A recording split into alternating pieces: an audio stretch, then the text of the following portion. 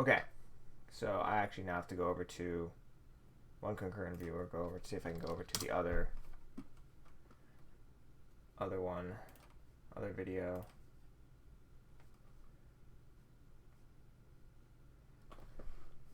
Merd. Nope. I'm gonna have to just do it the old-fashioned way. Arrgh!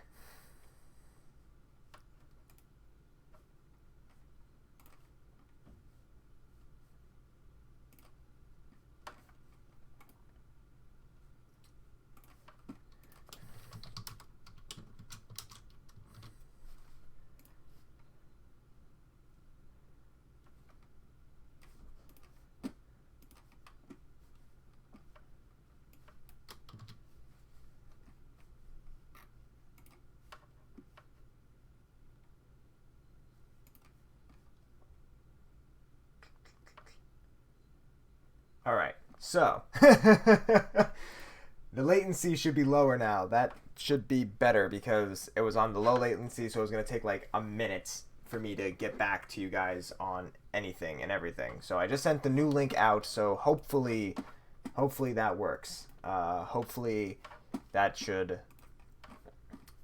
Yeah, so sorry about that. I really got to remember to do the... I really got to remember to do the correct latency, or else it's just gonna defeat the whole purpose of having a chat, right? Same attendance link though, but I'll just pop that down there again for those who didn't get it before. So just those who didn't.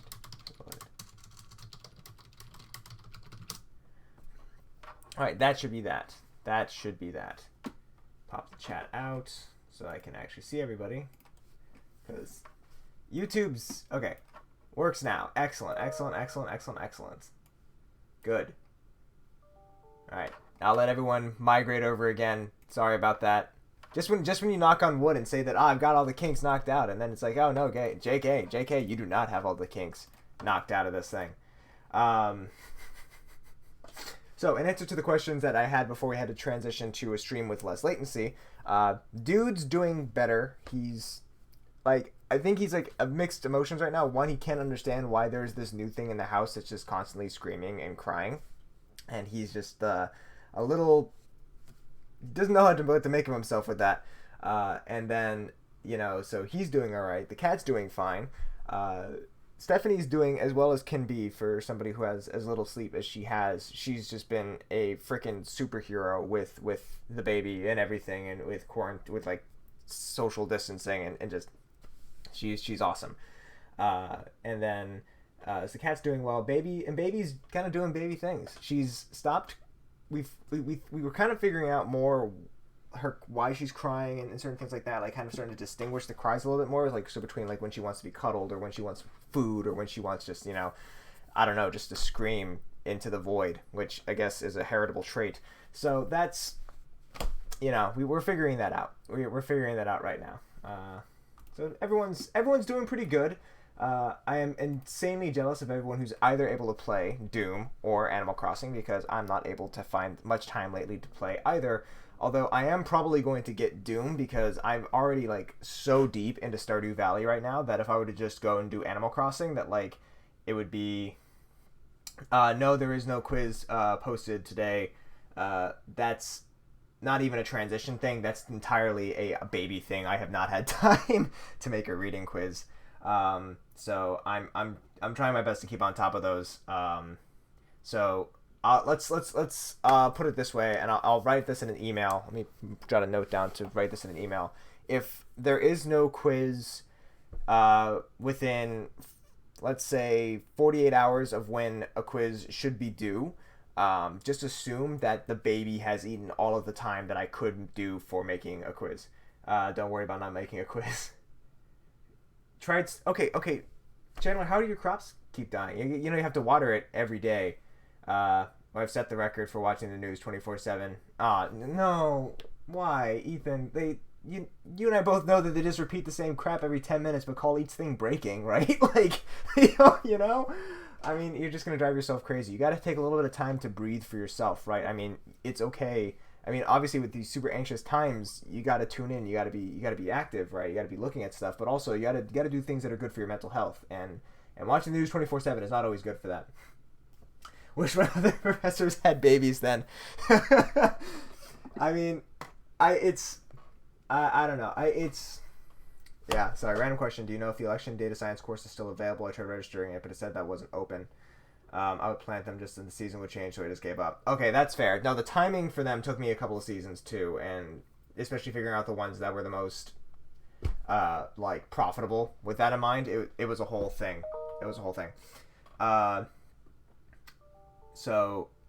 I know if the election science course is still available? As far as I know, that's still available, and as far as I know, I'm still teaching that. So, I'm gonna have to talk to my advisor, talk to my boss, and see if that's something that if that still is available. It should be. I'm not sure why it wouldn't be. I'll show you if I can talk to some people. All right. All right. So I think we've got just about everybody back into here. So whoever asked about my villagers, I got Agnes and Coach. Okay. All right. For Stardew. Well, not Stardew, for Animal Crossing. Right? It's been so long since I played an Animal Crossing game. But anyways, so on a less less optimistic note, let's transition from Animal Crossing and more towards the other game that was released on the 20th of last week, which is Doom, because we're talking about revolution and political violence. Rip and tear. So, also, I figured out, okay, Jeffrey, I'll bite. Why did the animal cross the road? I'll bite. I want to see this. This is going to be good.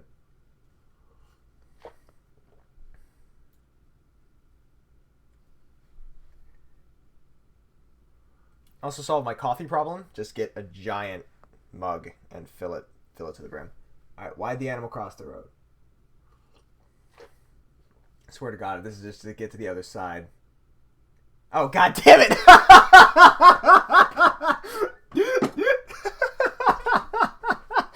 All right. I don't know, genuine question. Okay, so we got everyone here. So today's song, for those of you who managed to catch it at the start of the last stream before, again, latency issues caused me to transfer over to here, that would be A Day to Remember and their song Violence, Enough is Enough, because I figure that is a good one for today. For those of you who don't know, actually, A Day to Remember is a relatively local band. They're actually originally from Ocala. They hit it pretty big, and so if you're into kind of heavier stuff, not all their songs are as heavy as Violence. They're a good band. I highly recommend them. They're a lot of fun live when live concerts resume being a thing. So today we're talking about revolutions and political violence. And before we talk about that, I just kind of want to put a big kind of just want to be open about something real quick. Revolution and political violence is something that I can't claim to be a substantive expert in terms of, like, when I study comparative politics, when I study politics in other countries and other things like that, violence is obviously something I have to take into consideration. My core interest tends to be electoral politics and behavior. But because violence is something that is increasingly important, and violence is increasingly something that is becoming a more salient issue in terms of electoral violence and other things like that, I figured that it's important that we spend time and talk about this. So if you ask questions, and I encourage you to do so, there should be some things that I should be able to answer, because in preparation for this, I've read as much as I could. There's a saying, if you want to be knowledgeable in something, you should try to teach it, because in order to avoid feeling like a total imposter, you'll just binge as much as you can on this. So I've done a decent amount of reading, but this is a type of study looking at revolution and violence that spans sociology, political science, history, all these other sorts of things, and there's no way I can claim any real substantive depth of expertise like I can in terms of electoral behavior, political psychology, and political media. So with that being said, I'm going to try my best to give you guys the broad gist of this, because this could be not just a class, but like a whole dissertation, a whole like bachelor's degree, master's degree. You could do a whole, you could dedicate your entire life to just the digging into the things that I'm going to present over the next few slides. So before we get into that, I kind of wanted to ask a couple of questions so we can get some gauging in terms of the like how important this topic is. So here's a let's put it into the chat in terms of what you think your answers are for this. Sort of similar to last time when we were talking about the mechanisms of these interesting forms of political behavior or electoral behavior. So true or false? Violence, and measured in terms of like civil war and other things like that, has been on the decline since the 1920s. True or false? I'll pop in. Wait for your answers to pop on in.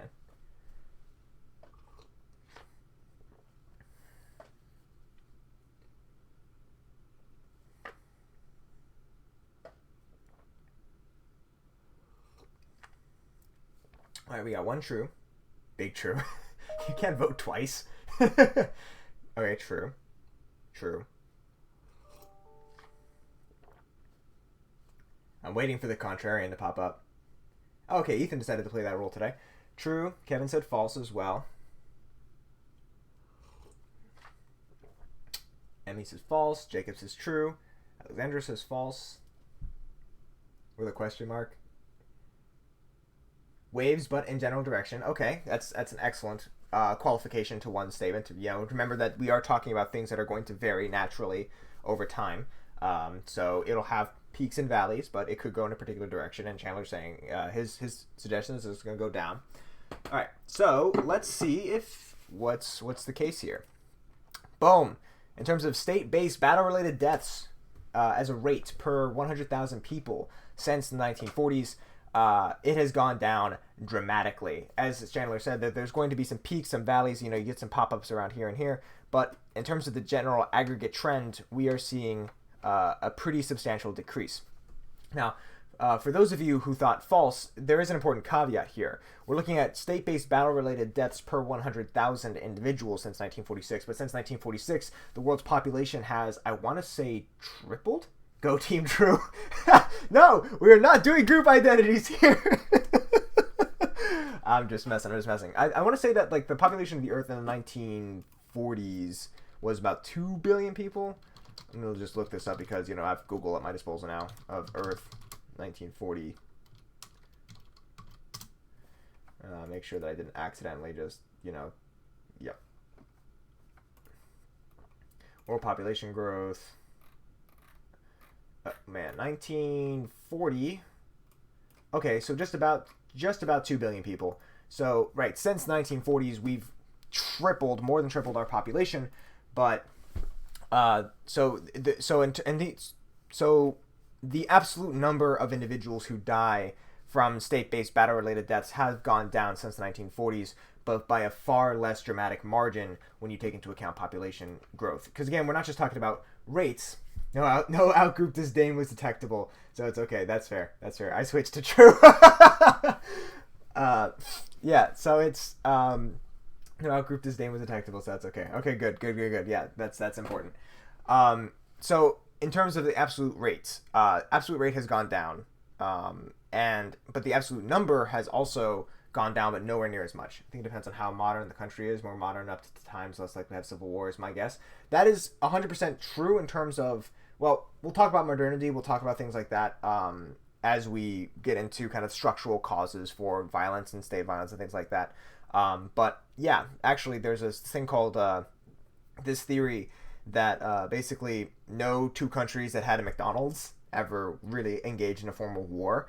And that was true up until Russia invaded Georgia in 2008.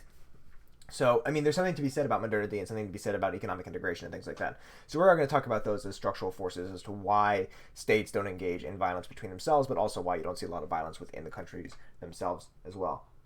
All right, so violence is going down over time. So, second true-false question. Is the number of... So, McDonald's equals peace. The real correlation here is McDonald's equals diabetes, but... so it's not necessarily McDonald's equals peace. McDonald's is a symbol of increased integration and globalization. McDonald's peace theory is greater than democratic peace theory. So they actually kind of go hand in hand. The McDonald's peace theory is due again to the kind of economic integration, whereas the democratic peace theory, right, is more like they have these extra people that will hold them accountable if they decide to sacrifice them, pull a Zap Brannigan and save wave after wave of his own men at them. But no, so McDonald's peace theory is actually kind of fun. When I eventually restart the other YouTube channel that I do after I take my paternity leave, that's probably going to be one of the first videos I do because it is such a fascinating topic. But second true false question. So we know that the percentage of the number of deaths in terms of battles and conflicts have decreased. So the number of deaths has increased, or decreased rather. What do we think about the number of instances then? Have the number of instances in terms of civil conflict and state conflicts and things like that, like interstate and civil conflicts overall, has that gone up, down, or stayed the same since, again, the 1940s, I think?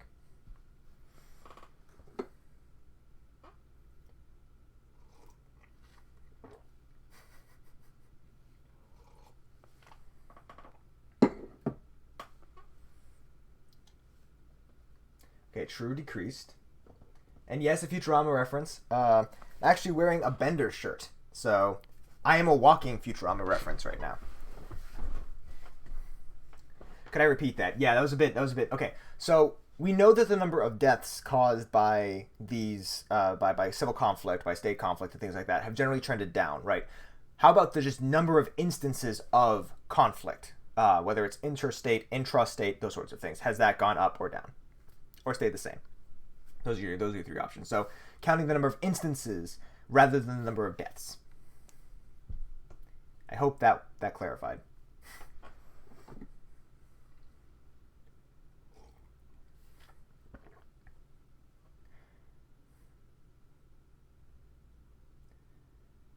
Up since there's more rules in place and more access to information. Increased.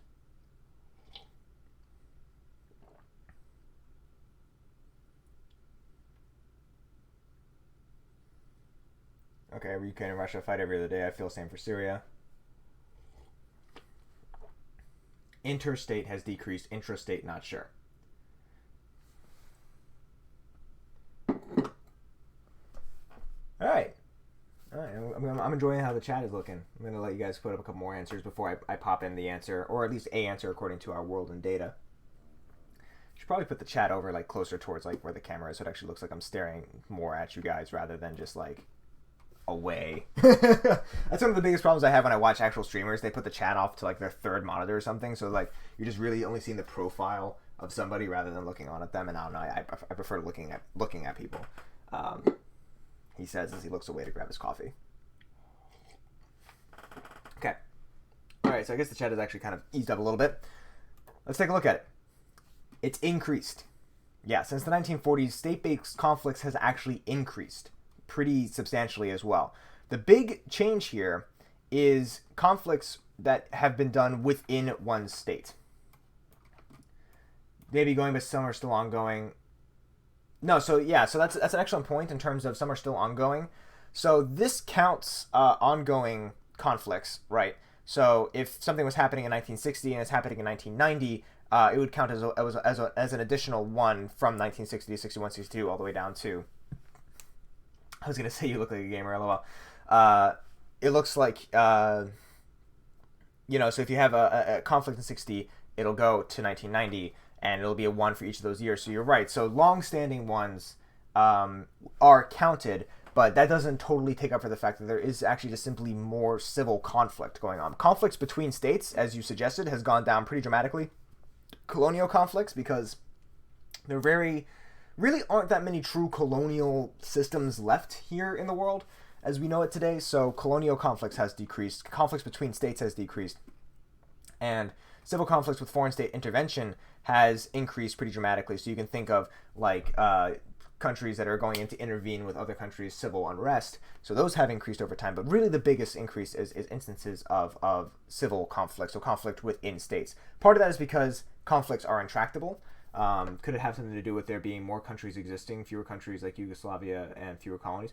Yeah, so that would be part of it in terms of the why there's like zero colonial conflict anymore, right? So that we really don't have many colonies. Most colonies now are considered like true countries, or even like things that are like on paper colonies. Like I want to say tech. See, this is where you get into the problem of whether or not places are technically colonies or not, because technically, I want to say Canada is still under UK in some forms or fashion, but it's no longer considered a colony. But that distinction kind of got really blurry in the 60s, I think. And it's so yeah, I think that's part of it. The fact that like more places are now actually given actual nationhood. Western Sahara, that's actually not something I'm familiar with. If you could elaborate on that a little bit. My geographic expertise does not go, oh, that's the Commonwealth. Okay. Yeah, so... Okay, no, so the Commonwealth for Australia. Yeah, for Australia, New Zealand, Canada, Jamaica. Okay, yeah, so it's not considered colonies anymore. Right. So again, the point being is that in terms of the colonial system, most places aren't considered true colonial things anymore, right? Basically, by some considered the last remaining colony by Spanish, though. Okay, so I actually didn't know that. I'm gonna have to look into that pretty much. But compared to like 80 years ago, 90 years ago, we have far, far fewer colonies, all Commonwealth. Right. Yeah. Okay. So that's yeah. Yeah, they're all considered Commonwealth nations, but they're separate nations. But I think that they were still considered colonies up through to like the 60s, weren't they? I think that was about the time where they made the transition. Spain claims it, but so does Morocco.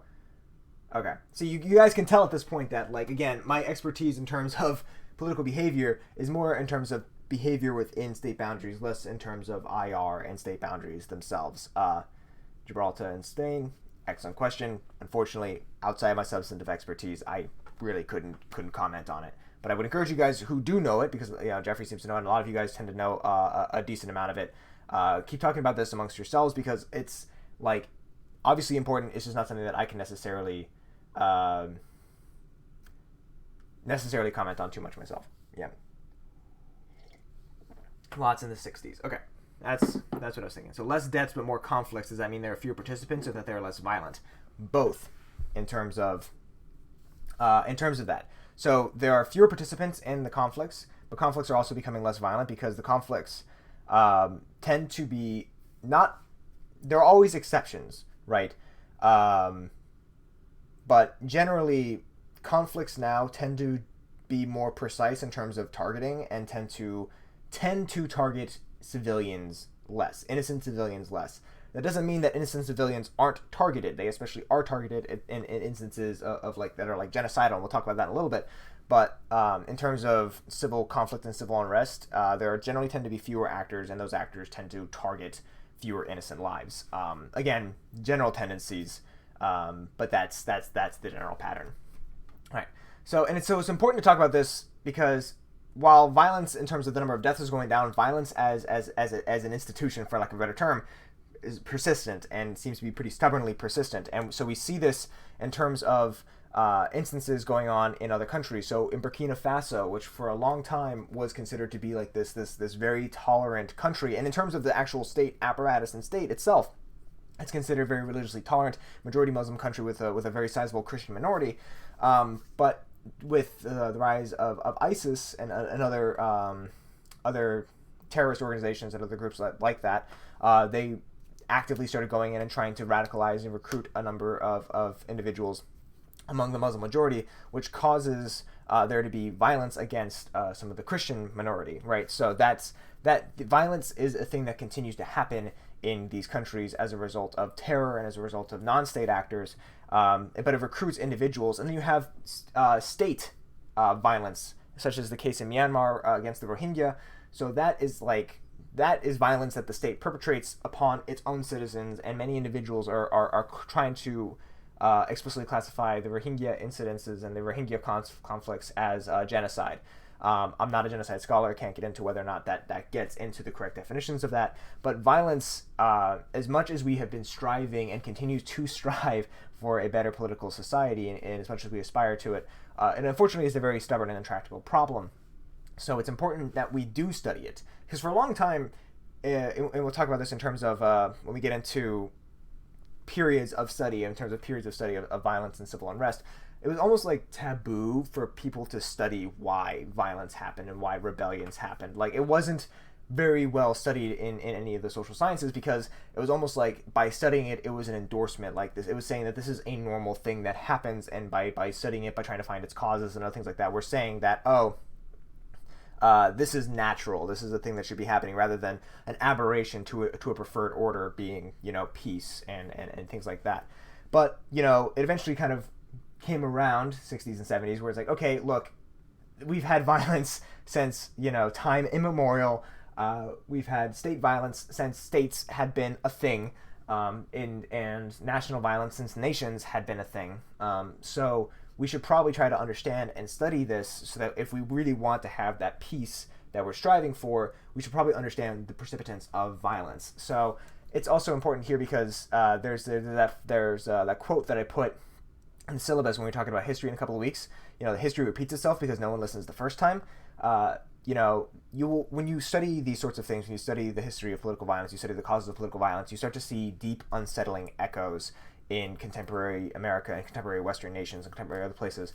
So it's important, right, that we look for these, because echoes does not necessarily mean that they'll reverberate into full form like resurrections of past injustices, but it does mean that we need to be on the lookout for them, and we need to be proactive in making sure that they do not happen, right? Because as this really has shown us, as COVID-19 has showed us, we have things throughout history that a philosopher of probability, Nicholas Taleb, has called black swans. And black swans are things that just, you don't really know what their effects are. They're nonlinear effects. They're very, very difficult to predict, not impossible to predict, because they don't follow normal bounds of probability and other things like that. They don't fall under normal things that are relatively easy to predict, and their outcomes aren't, because they're nonlinear, make them very difficult to forecast. Basically, the idea of chaos and the butterfly effect, right? Like, butterfly flaps its wing in one place, causes a tornado in someplace else, and it's difficult to predict where that tornado is going to happen. We don't know necessarily if and when a small action could become a conflagration of violence, but it's important that we keep on the lookout to make sure that if we start to see things trending that direction, we can put a stop to that. I hope that makes sense. I'm not trying to be pessimistic and saying that violence is here and forever. Quite the contrary. I also aspire to a time where it's looked at in the past as something that humanity had to outgrow. But for that to be the case, we have to be aware of the echoes happening in our own society as well as abroad. So let's talk about the difference between revolution and violence, because it's one of the questions that I ask you guys about, and it's important to kind of think about it as a distinction. I'm not talking about revolution in the way that revolution is bandied about in American culture. Like, you see it with Bernie Sanders right now, and they were talking about, there being a revolution and things like that. Obviously, their intention at that is to kind of tap into the mythos of the American Revolution, tap into this idea of like a bloodless revolution, where it's just, you have this previous order that people didn't like, and now they have this new order that's going to be much better, more equitable, and things like that.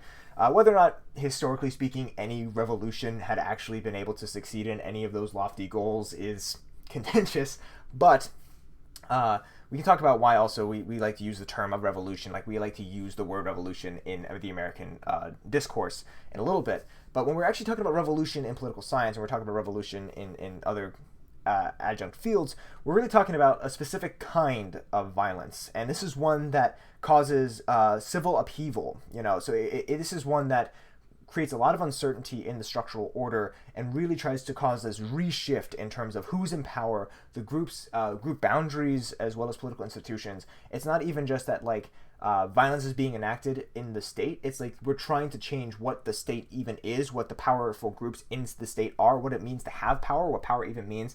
Like, you can think of a quintessential example would be the French Revolution, right? So it's not even just who's in power. It's not even like what the groups are, right? The groups changed, who's in power changed, the political institutions changed, just about everything that they could try to changed, and there was really no way to forecast where this was going to end up for those who were living in that moment. It was very turbulent, and it was very, very scary, right? And you had it was just very chaotic in that sense. And so that's really kind of what revolution is thought of in terms of in political science and in sociology. It's this massive upheaval and change of the social order almost in its entirety, if not in its entirety. And you can think about that as different than mere violence. And I'm not trying to say mere as in it's not a small thing, obviously. Big thing, big issue, but in terms of thinking of it as a subclass of violence, right? Violence can be thought of in both in terms of extent and intent. So like violent actions, right? We can classify things as violent, we can classify things as combative and things like that. But violent actions often lack the kind of the density to be able to translate into revolution, right? into things that try to cause transitions between one form of government into another, one form of social order into another, right? So many violent actions lack that density to be able to accomplish that, if that's even their goal. But a lot of violence isn't even necessarily gained towards changing the entire social order. Sometimes it's just about dealing with particular grievances that are, that are group based, or that are based upon redressing issues from the state themselves. So like they see that the state is poorly administrating things, causing direct harm to them, so they engage in some sort of violent action to be able to try to say, fix this, or to cause it to be fixed themselves. So that can be seen as a violent action, but they're not necessarily trying to change the whole social and structural order, right? So violence is the broader umbrella category. Revolution and rebellion are the things that are, so revolution are those that try to really change everything about society, but violence is, again, the broader category that encompasses that. So throughout the social sciences, we've been studying political violence and revolution systematically. I mean, you could say that we've been studying violence and revolution and things like that since we've had history, right? So since Herodotus, we've been chronicling and cataloging like kinds of violence and revolution and things like that, like when people have gone against the state and things like of that nature. But in terms of actually what we would classify today as kind of a social scientific attempt at it, we've really been doing this since the 1900s. And so you have this first wave, which is mostly just descriptive, or just talking about here's an event, here's what happened, kind of processing, looking at the chronology of it. So you're just kind of like looking at like a purely historical with no, or with pretenses of no trying to impose a narrative or anything like that. So you have that was mostly descriptive. The second wave had relatively simple causes associated with it. So this is where you see like Huntington, where he talks about oh gosh, I always space on Huntington's particular term because Huntington likes to just veer around in waiver. Anybody who's studying comparative politics and who's had to read Huntington knows that it's like it's like trying to read Habermas in a sense. You're just like you've read it like 15 times. You're like, remind me again what you said. Trying to think about Huntington's. It's more about like modernity, like transitions in terms of modernity would be Huntington. So that would be like this one singular variable would be, we're transitioning into a more modern state, of more modern times, and that transition into modernity causes tensions, and that tension can cause revolution. And then you also have Gurr, who you guys read, which really leaned very heavily on social psychological theory, which would be relative deprivation. And so his really focuses on the core elements of groups and group dynamics and the psychology of groups feeling like they have less than they ought to have, right? So that was kind of the second wave, looks at relatively simple causes. The third wave is Marxist. So for those of you guys who saw Charlie Kirk's Turning Point USA, who said, hey guys, now that all your teachers are recording things, make sure that you send me the links and send me all this other stuff so we can catch them trying to indoctrinate you with their Marxism, right? Because all y'all know that if there's anything I'm trying to indoctrinate you guys with, it's Marxism. But here we go. Here's our Marxism right here. So if any of you guys want to turn me into to Charlie Kirk, I mean, I one of the things I really appreciate about this class and what I really love about you guys is a lot of you, even if you guys aren't able to, for one reason or another, engage with the readings themselves, you at least try to engage with the concepts and the material of this, right? And I'm very, very blessed in that because I've had classes before where that wasn't the case. And a lot of professors don't have those sorts of instances. So this is just as much you guys being awesome as anything else. But one of the most common refrains among professors is that generally we can't even get people to read the fucking syllabus. So we can't even get that. How are we going to indoctrinate you guys into any particular political belief, especially one that's, been shown to be, from a historical perspective, especially empirically incorrect? I don't know. I'm now going to get turned into the other side. Someone's going to turn me into Charlie Kirk. Someone's going to turn me into whoever the Marxist equivalent of that is. And just like, I don't know, I'm just going to get in trouble from both sides. Anyways, take my coffee. So it was generally looked at with a Marxist overtone. And by Marxist, I mean the kind of the more Marxist philosophy that emphasizes class distinctions and it looks at class as the core engine of historical progress, right? So it really was looking at emphasizing how revolution and change was really based off of a bottom-up approach where lower class... If you won't say it, I will. Marx was wrong and Marxism is bad. Okay, I will say, again, from a historical perspective, Marx is wrong, just in general, right? You can't look at class as the only core vector of power and especially as the only engine of social change. You can't just look at class and capital as the only engine of social change, historical change. That's just flat out wrong. But in general, in terms of other philosophical contributions that Marx had, it's like any other model, any other thing that I mentioned before, right? All models are lies, but some lies are useful. In some cases, and like we're talking about right here, the kinds of model that he had in terms of looking at emphasizing class boundaries and class consciousness can be useful in some instances of social revolution, right? Especially those that like explicitly model themselves off of Marx, right? So understanding those instances can be really, really helpful. But in general, again, it's just a historical model, and there are lots of philosophers who disagree with it for various different reasons. It's useful in its own ways, and it's also not useful in totally others, right?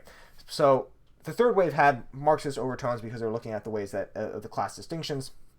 And how those class distinctions and how like there's differences in capital and differences in material conditions, right, really causes it was the differences in like what people had and what people didn't were the catalyst of these broad revolutions. And again, in some instances, that was helpful to know. Again, you could look at the French Revolution, right, and you could say, okay, hey, yeah, people not having things compared to the ruling class, that's probably pretty helpful in understanding why this foment happened, right? But in other causes, in other cases of revolution, that is far less helpful, right? Especially when you start getting into the 1960s, 1970s, when you're looking at cases like or like Nicaragua or other places like that. Like people can have like explicitly Marxist ideologies that they're professing, but to say that it was Marxist forces that was causing it the idea of Marxism starts having a lot less explanatory power as time moves on, right? And you have the fourth wave, which is, at least as far as I've read up to, there could possibly be a fifth wave at this point, but again, my readings have been more limited because I look at more at different things. So we're at least in the fourth wave and understanding violence and revolution, but we could be into a fifth. I have no real way of identifying and telling you that individually. But the fourth wave introduced the idea that, hey, it's not just class and class structures, but also the ideologies that are professed by the ruling class. It's also culture previously. Like in the United States, you know, we have this culture that ideology that kind of like that deifies the people who revolted against Great Britain, right? We really have this ideological preference towards that. We have revolutionary, and revolution has a positive connotation in our language, right? So that's because we have this culture that sees that as a good thing. That sees revolution as a viable option, as a viable thing, as a thing that could be good to have and to do, right? We can go back to the Thomas Jefferson quote about how, you know, every now and again the tree of liberty has to be watered with the blood of tyrants and patriots and things like that. So that's oh, got an email. That's me being turned into Charlie Kirk right there. So yeah, so that's, you can introduce ideologies and culture, and that's super, super important. But it also emphasizes structural factors, so factors in the government themselves. So the structure of government being a force that could make revolution easier, that can make violence easier to accomplish, and other things like that. So we're at least into that. And as you notice, each one gets a little more complicated. Screw Charlie Kirk. I mean, I don't know. Again, my beef is that it kind of goes into this idea that that colleges are purely from a perspective of just trying to indoctrinate people into like a leftist ideal. And again, you have like a 60-40, maybe 65-35 split in terms of liberal versus conservative. I like his tiny face. Charlie Kirk's tiny face. Is his face tiny, or is this kind of like a Donald Trump tiny hands thing? Now I'm gonna have to look it up. This oh yeah, no, that's okay. I think saying tiny face might actually be a fair thing to say. Like, the facial features take up a relatively small proportion of his overall face. Huh. All right, that's actually I will give you that. That is a fair description. I want to pinch it. Wow, that's kind of a tiny face. Definitely a tiny face. Yeah, I mean, regardless of your political beliefs, right? That is a relatively tiny face there. That's what's going to get me reported to Charlie Kirk. He's going to freaking hit me up on Twitter. Be like, can you call me Tiny Face? Trump would definitely call him Tiny Charlie. Yeah, probably would. Trump would call him Tiny Charlie even if his face wasn't tiny, though, let's be honest. All right, so each one gets more and more complicated as you kind of look at the different waves. That picture is Photoshopped. No way is it that big. No way is it that big. This is why I prefer to just be blissfully unaware of all these things. I wasn't even aware of Turning Point USA until I actually went to school myself. But yeah, so it's I don't know. It's that idea that we're all going towards leftists and things like that. Like I went to University of North Florida. Right? It was in Jacksonville, Florida, which is, as you guys know, who might know the political geography of Florida. It's a very conservative area, right? I mean, to say that I was indoctrinated in any sense with like Marxism or anything like that, or a lot of these places indoctrinate you with Marxism or anything like that is just, I don't know. My 2 cents for any of this is that, you guys are going to come into any class that I teach, anybody teaches, believing certain things. I just want you to be well versed and more knowledgeable about the things that you believe, to question the things that you believe, and if you end up believing them more strongly, then great, that's fine. I just want you to just be aware of everything, right? That's knowledge. Knowledge is important in its own self. Again, I'm still laughing at Jacob's comment. That was really funny. All right, so with that in mind, let's talk about kind of the socio-psychological factors that kind of encourage revolt and rebellion, right? So Gurr talked about relative deprivation, and from the psychological perspective, it's not necessarily the idea that your group doesn't have a lot, doesn't have a great deal, because a lot of countries, people will not have a lot, but it won't foment rebellion. It won't cause people to rebel against the state, right? But it's the idea that you are a member of a particular group, that there is a salient group identity, and that this group does not have what it deserves. Now, that level of deservedness could vary, and what causes that feeling of deservedness could vary based upon individual instances and idiosyncratic cases. So in some places, it could be like a historical part. So like if you want to think about, let's say, South Africa, especially right after what was it, the 1980s, 1990s.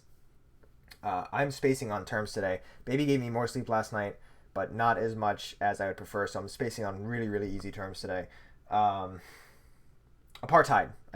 So after apartheid ended in South Africa, you can have a lot of individuals who are white who would be feeling relative deprivation because they're used to this position of power relative to others from a historical perspective, even though they still, in an absolute sense, would have a lot more power overall. You could also have it in terms of, not necessarily from the historical perspective, but also just in terms of general. One group could look at another and go, hey, this group is being explicitly... Thank you. Yeah, Jeffrey. I got there. Thank you, Jeffrey. I appreciate it, though. So it got... you could have other groups that would... that could notice, like, okay, this group is being favored, but it's not, because of the individual power is explicitly favoring their in-group, which you kind of get more towards authoritarian cases. So that could be a thing that causes relative deprivation, but there are multiple different reasons and causes for it. But that's also a possible thing. Sleepy Joe, baby. Yeah, this baby has turned me into Sleepy Joe. I have my cup of Joe, but it's not enough to keep me from being Sleepy Joe. So I also have to have the kind of salient social cleavages can tend to... There's a delay, I promise. I'm not trying to send it to you after you get there. I know. There's latency. It's fine. I know. I appreciate you trying to fill in the blank, and I appreciate your helpfulness. Sincerely, I do. So you have the salient social cleavages that can also be a cause of that. So you have to have kind of group identities. If you don't really have a lot of cleavages, whether those identities be based off of class, whether they be based off of race, whether they be based off of ethnicity, if you don't have those cleavages, you really don't have as much structural or socio-psychological cause for violence and intra-state conflict, right? You could have individual acts of violence for a whole host of reasons, obviously. But in terms of like the things that we would classify under that chart we talked about earlier, if you don't have a lot of social cleavages or very salient social cleavages in a society, then you're not really going to have as much violence. Then you have to have attribution, which is also a super, super important thing, right? It's not even that you have to have relatively less compared to others, not even that you can see it as being based off of groups, so that some group has more, some group has another.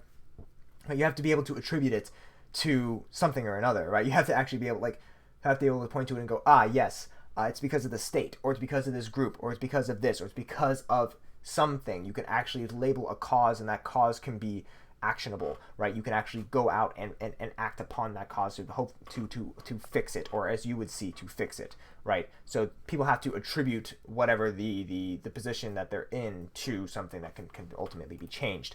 Social networks and social capital.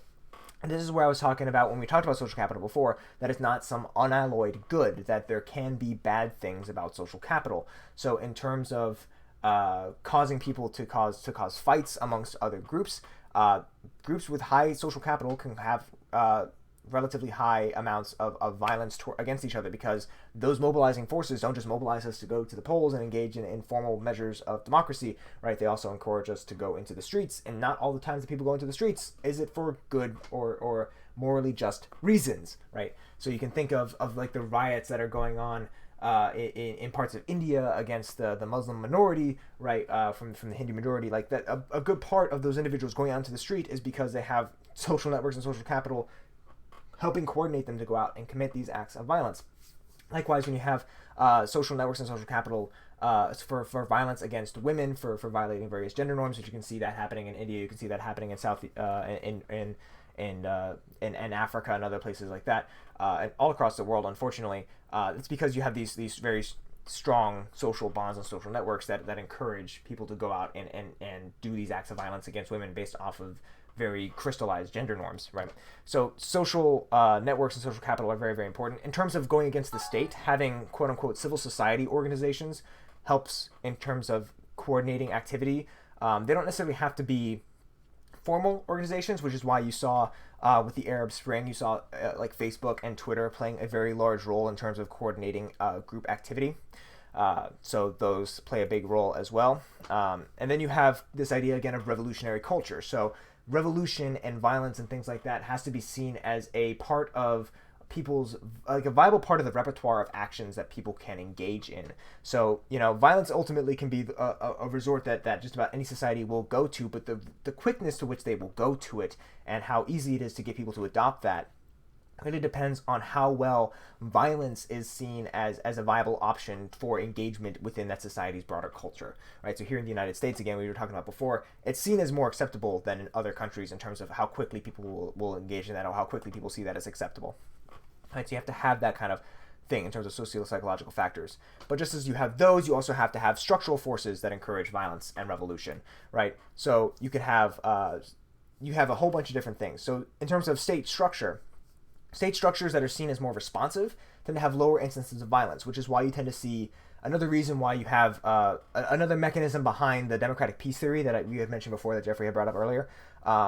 That's one of the mechanisms behind that theory, is the idea that more responsive systems such as democracies or republics and things like that, right?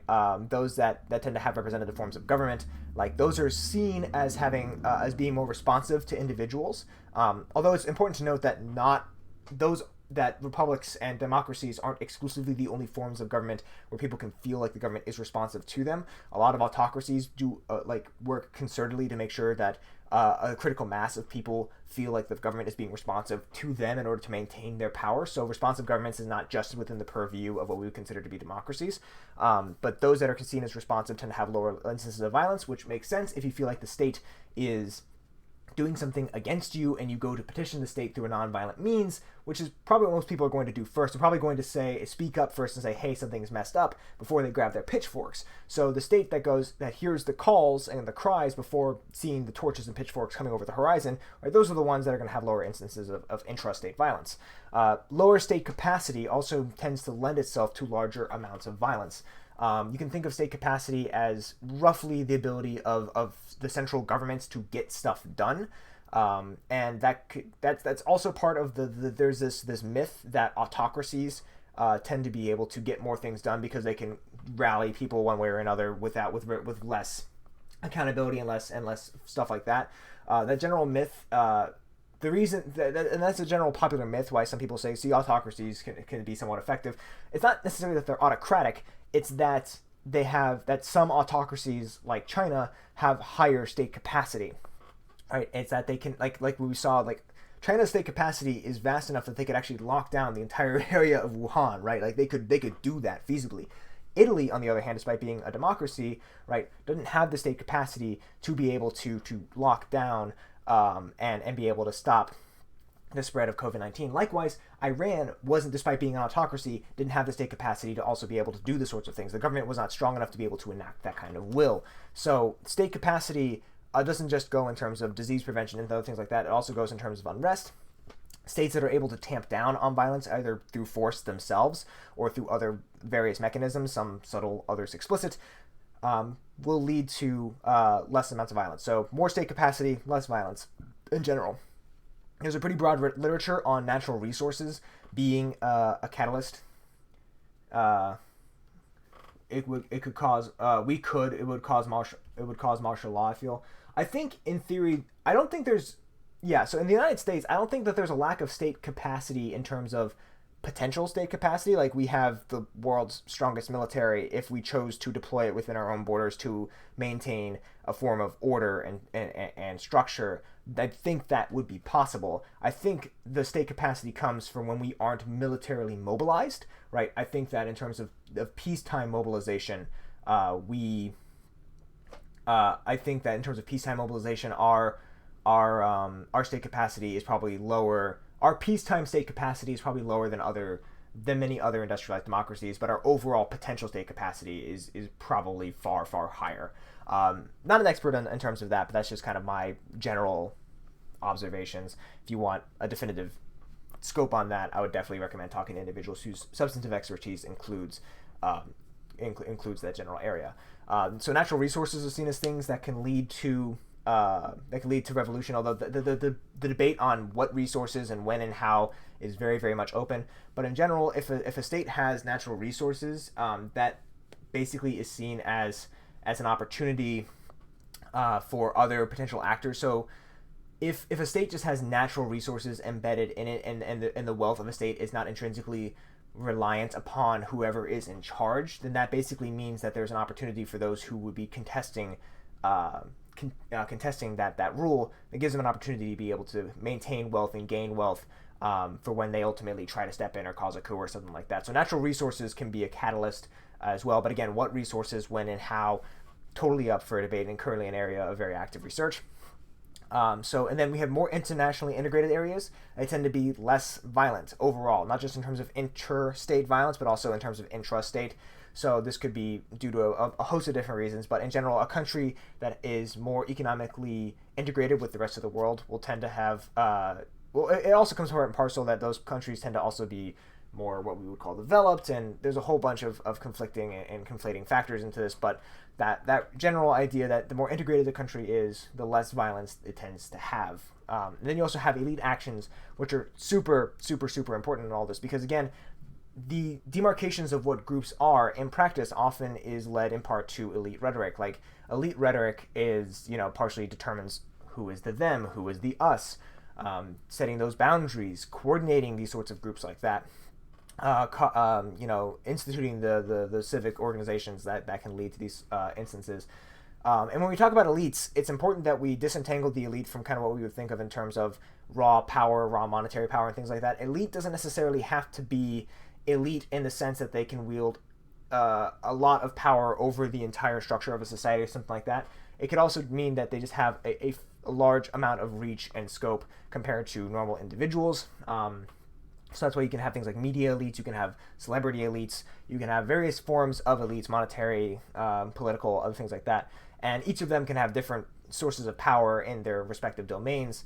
But elite actions in general, and you can also have like local elites, like, the local leaders and other things like that. And their ability to be able to set the group boundaries, and their ability to be able to use media to their advantage, to be able to cause frames that pin things on individual groups or on other actors and other countries and like that, to encourage and to incite rebellion and violence, that really can't be discounted. And we're going to talk about the dehumanizing rhetoric aspect, especially because if anything in the United States that's actually very present, something that we really need to be keeping an eye on, it's that, right?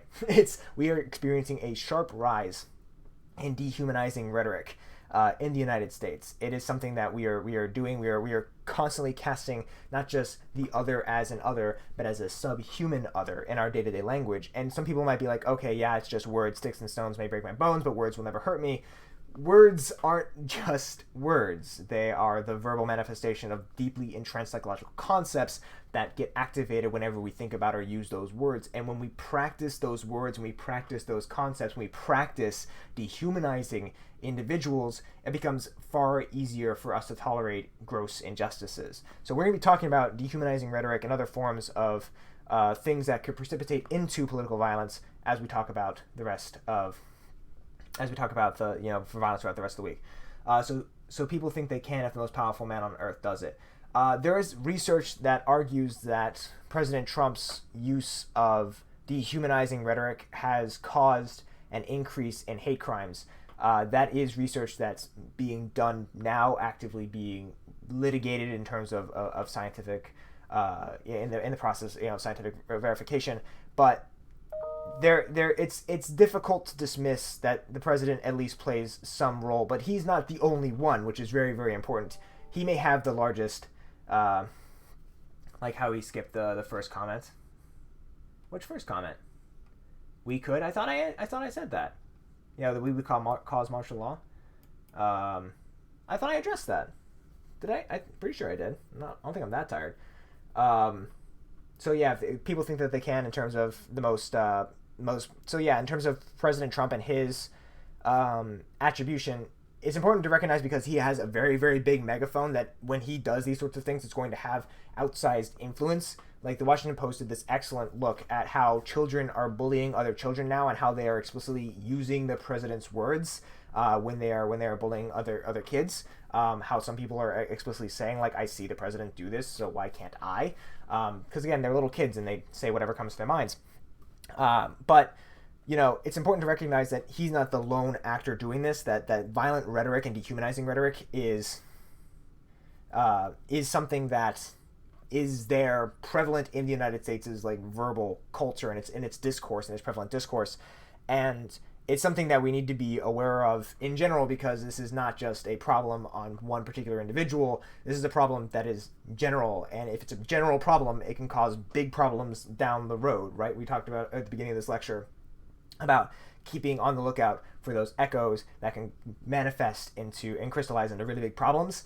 That's one. The dehumanizing rhetoric in the United States is a big one that we need to be on top of and we need to be keeping out for. So we're going to be talking about that a lot more over the rest of the week. So but that's all that I have for you guys at the moment today for this sorts of thing. So I'm going to leave it over now for any questions that you guys might have or anything else like that before I sign off and post this video up to YouTube. So any last minute comments, questions, anything else like that on this or any other topic that we've covered today or the last couple of weeks, take my coffee and see what you guys have to say on that real quick. I really got to keep going with this bigger mug because I actually still have coffee by the end of this. This is nice.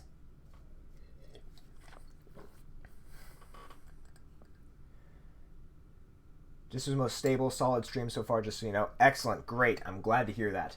Okay. So, stream was more solid, which is unfortunate because this is the area where I happen to substantively, like, be the less solid on. So, cool. At least that's a compensating factor. Glad to know that. I'll try to keep these. Thanks for the lecture. Have a great day. You as well, Kevin, and everyone else. I hope that you guys have a great day. And again, I'm just hoping that these maintain a sense of normalcy for those who like have something there. I know that you guys have other tests and other classes and other things like that. Don't stress too much about this one. Again, this is just so we can maintain an idea of normalcy as the world continues to go into unknown territory. So, yeah, all right. So I'll just say a couple more minutes to see if there are any other comments, things like that in the chat. Let me also pop over to see how many concurrent viewers we got.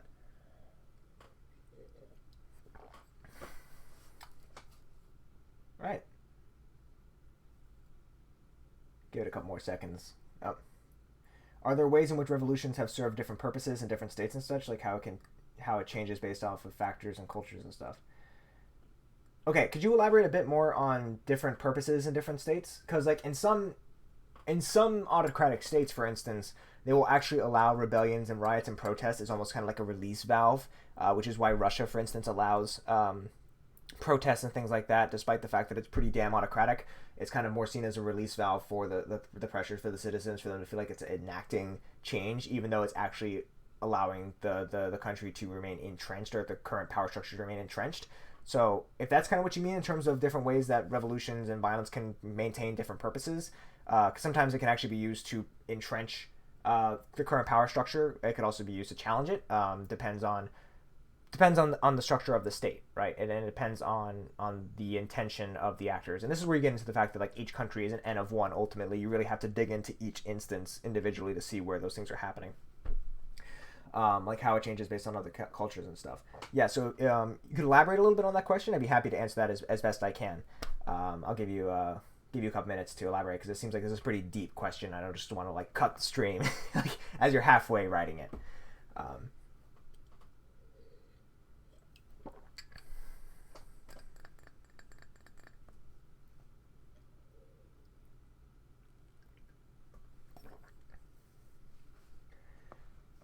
I suppose comparing how the U.S. and French Revolution were very similar, but then there are things like communist revolutions.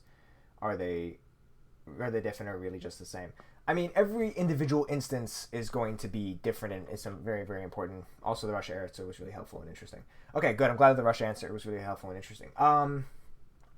Yeah, so I mean, every revolution obviously is going to be different in very, very important ways. You can probably draw some, and Theta Skocpol has been, basically made a whole chunk of her career off of fruitfully comparing the overall structures of individual revolutions and comparing them to others and seeing broad tendencies and broad resonances.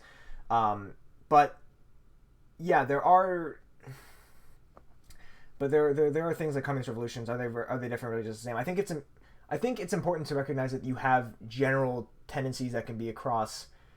Like here's a problem where language is fuzzy. We call a whole bunch of different things revolutions, right? And we can say that they all have the same tendency of causing massive social upheaval without there being any kind of certainty at the end point. But yeah, in terms of who causes them, in terms of the ideologies that are pressing them, in terms of how much resistance or the likelihood that it's going to actually cause long-standing change, there are vast differences between them, and there are vast structural forces that cause all of those things.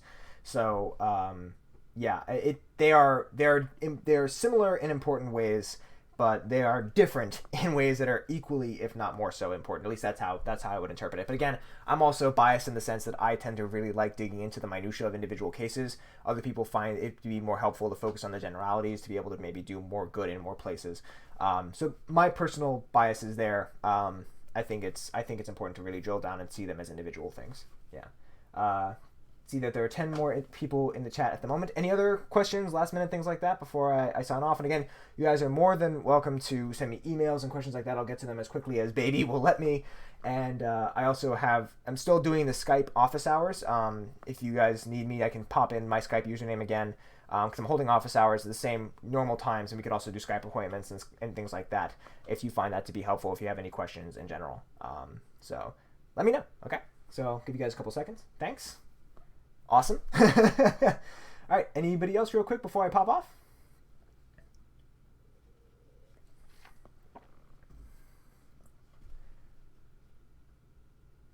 Thanks for everything, Prof. Appreciate you. Thank you, and I appreciate you guys too. Appreciate you guys very, very much. All right, I'm going to sign off then on the stream. If you guys have any other questions, any other things, feel free to email me or pop in during the Skype office hours. Otherwise, I'll be catching you guys next time. All right, I'll see you on Wednesday.